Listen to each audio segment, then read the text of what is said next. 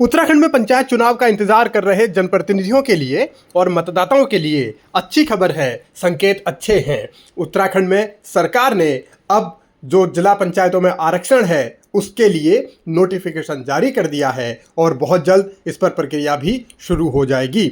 19 जून तक माना जा रहा है कि ये पूरा काम खत्म हो जाएगा और उसके बाद कभी भी पंचायत चुनाव का शेड्यूल जारी हो सकता है, यानी पंचायत चुनावों की घोषणा हो सकती है। और मौजूदा समय में जो आकलन किया जा रहा है उसके मुताबिक सरकार ने भले ही प्रशासकों का कार्यकाल 31 जुलाई तक बढ़ाया हो, लेकिन ये उम्मीद है कि जुलाई के महीने में पंचायत चुनाव हो जाएंगे। और अटकलें इस बात की भी हैं कि 7 जुलाई या फिर 10 जुलाई को वोटिंग हो सकती है। हालांकि कांग्रेस को अभी भी सरकार की मंशा पर शक है। सरकार जो है, मैं समझता हूं कि एक तरफ धामी जी ये कहते हैं कि भाई हम तैयार हैं, माननीय मुख्यमंत्री होने के बाद अगर वो इस बात को कहते हैं कि हम तैयार हैं, तो आखिर क्यों चुनाव नहीं हो रहे हैं? क्यों, कौन तैयार नहीं है? तैयार राज्य चुनाव आयोग कहता है हम तैयार हैं। पंचायती राज सचिव के तो हर हफ्ते में एक बयान आ जाता है कि हम पूरी तरह तैयार हैं। आखिर कौन तैयार नहीं है कि ये चुनाव समय पर कराए जा सके? अभी 2-3 दिन 4 दिन पहले जब कैबिनेट की बैठक थी, तो ये अंदेशा, ये विश्वास लोगों को था कि इस कैबिनेट की बैठक में हो सकता है कि चुनाव का कार्यक्रम जारी होने की बात तय हो जाए, लेकिन ऐसा नहीं हुआ। अब मैं सुन रहा हूं कि आज कल में फिर एक कैबिनेट की बैठक है। मैं मुख्यमंत्री जी से ये निवेदन करना चाहता हूं कि यदि आपके मन में वाकई ये बात है कि चुनाव होने चाहिए, क्योंकि ये आपका संवैधानिक दायित्व है सरकार का कि चुनाव संपन्न हो। मैं ये इसलिए कह रहा हूं कि अकर्मण्य और भ्रष्टाचारी सरकार इसलिए कह रहा हूं कि भ्रष्टाचार के रोज समाचार सबके सामने आते हैं। अकर्मण्य इसलिए कह रहा हूं कि सरकार को अपने संवैधानिक दायित्वों का आभास नहीं है।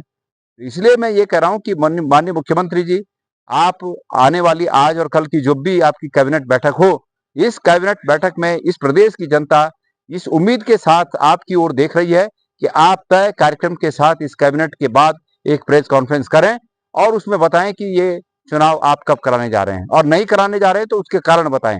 जो कारण आप बताएंगे निश्चित रूप में वो कारण सरकार के द्वारा सृजित किए हुए कारण हैं, जैसे कि परीक्षाएं होनी है, चार धाम यात्रा चल रही है। क्या सरकार को तब पता नहीं था कि चार धाम यात्रा होनी है और परीक्षाएं होनी है?